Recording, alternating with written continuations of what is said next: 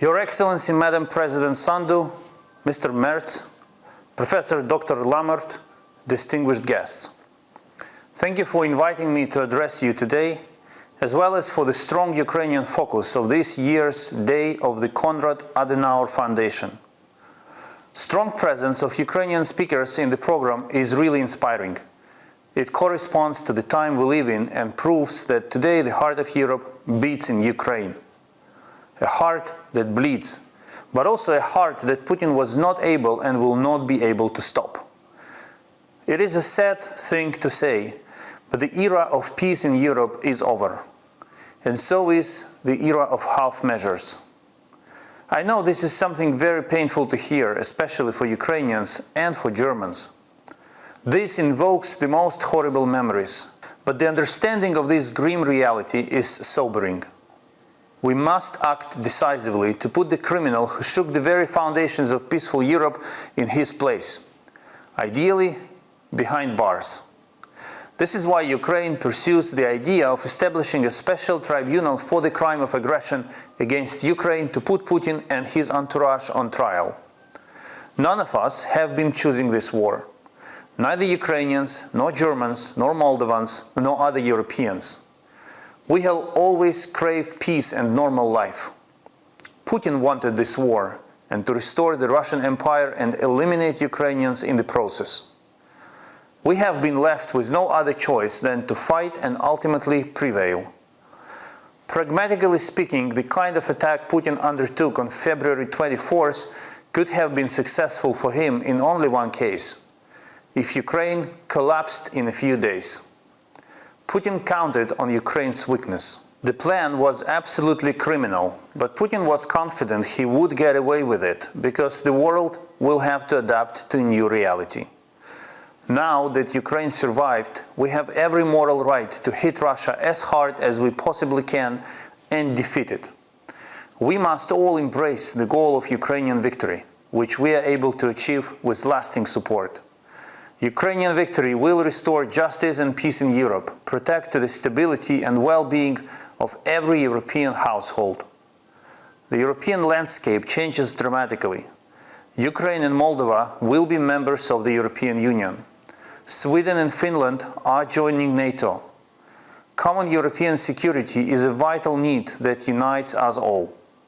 I'm glad that no way back policy in relations with Putin's Russia seems to become German political mainstream. How could Putin's Russia become such a monster? Frankly speaking, decades of failed policies led to this moment. What we need today is not only to recognize mistakes of the past, but swiftly correct them with actions. I'm grateful to the current Christian Democrats leadership and personally to Mr. Merz for the profound comprehension of this key issue. We need all pro-European political forces united, no matter the government or opposition.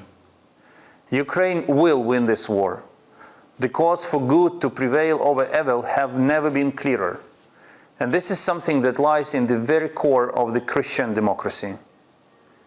Yes, the coming winter will not be easy.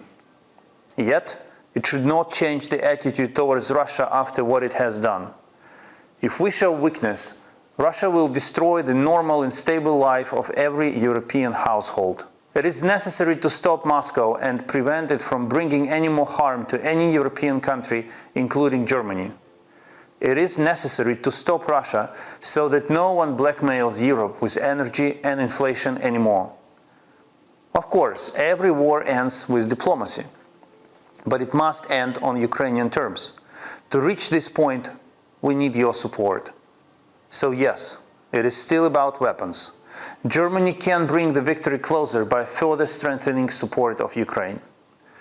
Main battle tanks and armored fighting vehicles, additional howitzers, multiple launch rocket systems and anti-aircraft guns will help to improve the situation at the front line, while supply of ground-based air defense systems will help protecting civilians from devastating Russian strikes. Increasing sanctions pressure on Russia remains an effective tool to bring the peace closer. We are grateful to Germany for the restrictions that have already been introduced against the aggressor. The efforts in this field should be further strengthened by complete embargo on Russian energy resources, disconnection of all Russian and Belarusian banks from SWIFT, ban on Russian propaganda in Europe, all German companies leaving Russia, and a visa ban for Russian tourists. The crimes of Russians in Ukraine cannot go unpunished. We expect Germany to support all efforts aimed at bringing perpetrators to responsibility. Some years ago, one leader of the Christian Democrats said, "If Europe fails on the issue of refugees, then it won't be the Europe we wished for." Since that time, Europe managed to develop its shelter policies, and I'm grateful to Germany for embracing hundreds of thousands of Ukrainians. Today, I would be happy to hear from Germany another line, namely, if Europe fails to secure Ukrainian victory over the aggressor, then it won't be the Europe we wished for. And one more line should be added then. The Europe we wish for is worth our fight and our suffering. Thank you, і слава Україні!